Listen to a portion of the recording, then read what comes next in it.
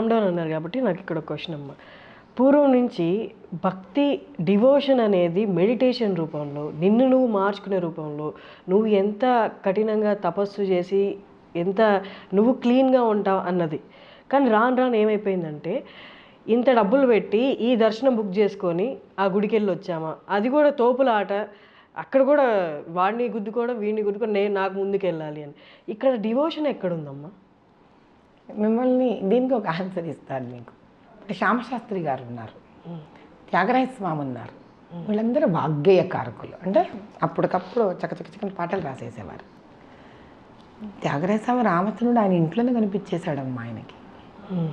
First of all అంటే క్షేత్రాలకు తిరగద్దు అనట్లేదు నేను. అంటే మన సంవత్సరం అంతా ఏదో చేసేసి, మన సంవత్సరానికి ఒకసారి 6 నెలలకు ఒకసారి ఒక క్షేత్రానికి వెళ్ళి అక్కడ దర్శించేసుకుంటే మన పాపాలు వెళ్ళిపోతాయేమో అనే ఒక ఈ ట్రాన్సాక్షన్ యాటిట్యూడ్ వచ్చింది చూడండి. అది ఎక్కడ మొదలైంది అయి ఉంటుంది అంటారు?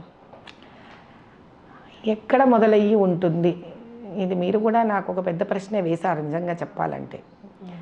నా ఉద్దేశం ఏమిటి అని అంటే, ఇది తప్పో ఒప్పో మళ్ళీ ప్రేక్షకులు విన్న వాళ్ళు తిరిగి మళ్ళీ మన వరకు రావాలి. మనిషికి కాలం అనేది వాళ్ళ దగ్గర తగ్గిపోయేసరికి, కాలం తగ్గిపోవడం అంటే ఏంటి, ఇప్పుడు మన కోరికలు పెరిగాయి, మన అవసరాలు పెరిగిపోయాయి. గౌతమ్ బుద్ధ గారు అన్నట్టు Dzire is the root cause of pain అని. ఇప్పుడు ఇదివరకు ఏముండేదమ్మా, శుభ్రంగా నిదానంగా 6 ఏళ్ల వరకు పిల్లల్ని స్కూల్లో వేసేవాళ్ళు కాదు, కూర్చొని ఇంట్లో పెద్ద బాల శిక్షణ నేర్పించేవాళ్ళు. సో పొద్దున్నే లేచి పూజా పునస్కారం చేసుకొని నిదానంగా దీపం పెట్టుకొని కాస్త వంట చేసుకొని అలా భర్త తిని ఆయన పాటికి ఆయన వెళ్ళిపోతే కాస్త పిల్లలకు పెట్టుకొని the day and the schedule use to be a very relaxed schedule. అటు భర్తకు కానీ భార్యకు కానీ వీళ్ళు కూడా వెళ్ళేవాళ్ళు, సహాయ సహకారాలు అందించేవాళ్ళు వాళ్ళ ఆక్యుపేషనల్ లైఫ్స్లో. ఇప్పుడు ఏమవుతుంది, మీకు రాత్రి వంట ఫ్రిడ్జ్లో పెట్టుకొని పొద్దున తినే పరిస్థితి ఉందా లేదా చెప్పండి? 100% ఉంది. ఏ దేవుడికి టైం ఎక్కడుంది తల్లి? ఇప్పుడు మరి దేవుడిని కూడా మీరు పైలప్ చేస్తున్నారా లేదా? చేసి ఏం చేస్తున్నారు? బాబు నేను ఒక్కసారి సెలవు పెట్టుకుంటాను, తిరుపతికి వస్తున్నాను, ఏం చేస్తావో చేయ, మొత్తం క్లియర్ ఆఫర్ ఇస్తున్నాను. మనం దేవుడికి ఆఫర్ త్రో చేస్తున్నాం. అదే నేను అంటున్నాను, expectations from life.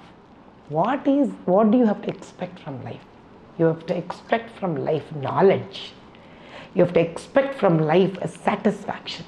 You have to expect from life to grow wiser. డబ్బు, ఎంత డబ్బు ఉన్నవాడికి కూడా మళ్ళీ డబ్బు కావాలమ్మా. సో అది ఏం పెద్ద డబ్బులు ఉన్నవాడు తృప్తిగా ఉన్నాడని అనుకోకండి, లేదు. కానీ ఎవరికి తృప్తి ఉంటుందంటే, నేనుగా ఏమి సాధించాను, ఎటువంటిది, నశ్వరము కానిది, నాశనము కానిది, నాకు నేనుగా ఏం సాధించాను. ఒక కొత్త విద్యనా, ఒక సంగీతమా, ఓ భక్త, ఒక కాన్సెప్ట్గా సబ్జెక్ట్లో ఒక నెక్స్ట్ లెవెలా, నేను ఒక బెస్ట్ ఫోటోగ్రాఫర్నా, నేను అథ్లీట్నా, నా అంతకు నేను ఏది నాకు చేతనేనంత వరకు వెళ్ళి చూశాను అని ఒకటి సాధించండి. ఆ డబ్బు మీకు తృఢప్రాయంగా కనిపిస్తుంది ఆ తర్వాత. A person should have a reason and cause for his birth కదమ్మా. నిన్న ఐటీ ఉద్యోగానికి మనం ఏదో ఇంజనీరింగ్ చేసేసి ఒక ఐటీ ఉద్యోగం తెచ్చుకొని ఒక డబ్బా ముందు పొద్దుటి నుంచి రాత్రి దాకా ఒకటే పని చేయడానిక ఇంత మానవ జన్మ. ఉద్యోగాలు చేయొద్దనట్లేదు, అండర్స్టాండ్. ఇప్పుడు ఉద్యోగానికి వస్తారు పిల్లలు, చూస్తుంటాం మేము కూడా. 6 నెలలు అవ్వగానే, సంవత్సరం అవ్వగానే ఇంకో జాబ్కి వెళ్ళిపోతుంటారు. అక్కడి నుంచి ఒక 6 నెలలు, సంవత్సరం ఇంకో జాబ్కి వెళ్ళిపోతారు. దానికి శాలరీ పే ఒక 20,000 డిఫరెన్స్ ఉంటుందనే, 30,000 డిఫరెన్స్ ఉంటుంది. నన్ను అడగచ్చు, మీ కడుపు నిండింది మీరేమనొచ్చు అన్న, ఎవరైనా వచ్చి అడగచ్చు. దానికి నా పర్సనల్గా రమ్మనండి, నేను వనాను వాళ్ళకి సమాధానం చెప్తాను. నా జీవితం ఎంత సింపుల్గా ఉంటుందో. నేను అంతే లో మిడిల్ క్లాస్ ఫ్యామిలీ నుంచే వచ్చాను. నేను ఈ రోజుకి నా జీవన విధానం అలాగే ఉంటుంది. నేను చెప్పులు వేసుకోకుండా కనీసం అంటే ఒక 50 కిలోమీటర్లు 100 కిలోమీటర్లు నడిచేస్తాను నేను.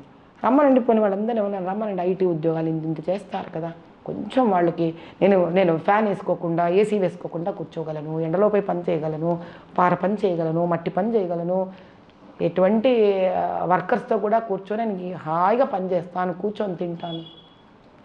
What is important in life is, for what you have taken this birth, have you tried to do some justification to it? అది నేర్పించాలి తల్లిదండ్రులు పిల్లలకి. They should let them choose an option while keeping one as an goal. అంటే మనకి మనసులో ఉంది మా అమ్మాయి ఒక మంచి డాక్టర్ అవ్వాలి. డాక్టర్ అవ్వాలంటే డాక్టర్ అవ్వడానికి అయ్యే ఇన్స్పిరేషన్ చిన్నప్పటి నుంచి ఇవ్వాలి వాళ్ళకి.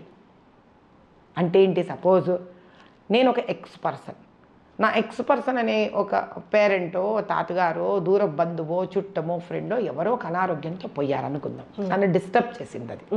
మా పిల్లలు ఉన్నారు, మా అమ్మాయిని అబ్బాయిని డాక్టర్ చేయాలనుకుంటున్నాను. నేను కదా ఇన్స్పైర్ అయ్యాను, మంచిదే. నా ఇన్స్పిరేషన్ వాళ్ళకి పాస్ చేయగలగాలి, అప్పుడు కదా వాడు ఇన్స్పైర్ అయ్యి చేస్తారు. అది డాక్టర్ అవ్వాలంటే ఒక పాయింట్ వస్తే వాళ్ళకి అర్థం కాదు వాళ్ళు ఎందుకు డాక్టర్ అవ్వాలి, వాళ్ళు డిటాచ్ అయిపోతారు దానికి. అందుకే చాలామంది వాళ్ళు చేసిన ఇంజనీరింగ్లు వదిలేసి ఇంకేదో చేస్తూ ఉంటారు ఇంజనీర్లు అయిపోయాక. డాక్టర్లు యూజువల్లీ ఇన్స్పైర్ అయ్యి చేస్తారు. అది కాకుండా చేసిన వాళ్ళు చాలా రొటీన్ లైఫ్స్కి వెళ్ళిపోతారు కమర్షియల్గా. But in fact doctors life is meant to get in to research every day in to medical industry. Basic point ఏంటి అంటే ఇక్కడ పిల్లలకి ఏదైనా ఇన్స్పైర్ అయ్యి ప్రశాంతంగా చెయ్యడం అనేది నేర్పించాలి, వాళ్ళకి పాత చూపించగలగాలి. ఎలా తెలుస్తుంది అది? వాళ్ళకు ఒక దానాలు, ఒక బర్త్డేకి పిల్లల్ని తీసుకెళ్ళి go to cancer hospital, go to Niloufer hospital. ఎలా ఉంటారు పాపం పిల్లలు, అది నిజం కాదా, అది బాధ కాదా? మరి మన ఇంట్లో పనిచేస్తారు ఎంతమంది ఆడవాళ్ళు మగవాళ్ళు, వాళ్ళ పిల్లలు ఉంటారు. మా పిల్లలు అలా ఇంటరాక్ట్ అయ్యేవాళ్ళు పుట్టినరోజు నాడు మీకు అన్ని రోజులలో. మదర్ తెరీసా హోమ్కి తీసుకెళ్ళేదాన్ని చిన్నప్పుడంతా. అది మా రూల్ ఇంట్లో. వాళ్ళు పోయి వాళ్ళ చేతులతో ముసలి వాళ్ళకి కానీ బీద వాళ్ళకి కానీ వాళ్ళ చేతులతో పంచాలి వాళ్ళకి. They should know the reality of this world. మనం మెడికల్ గురించి మాట్లాడుతున్నాం కాబట్టి, మీరు విరించి గ్రూప్ ఎండి కాబట్టి నాకు ఈ క్వశ్చన్ ఇప్పుడు బాగా వినిపిస్తున్న క్వశ్చన్ ఏంటి అంటే, అసలు అలోపతి అనేది ఇప్పుడు మనం డైలీ తీసుకున్న మెడిసిన్ కూడా దీర్ఘకాలికంగా అలా ప్రొలాంగ్డ్గా తీసుకుంటూ వెళ్తే అవి కొత్త సమస్యలనే తీసుకొస్తాయి, కానీ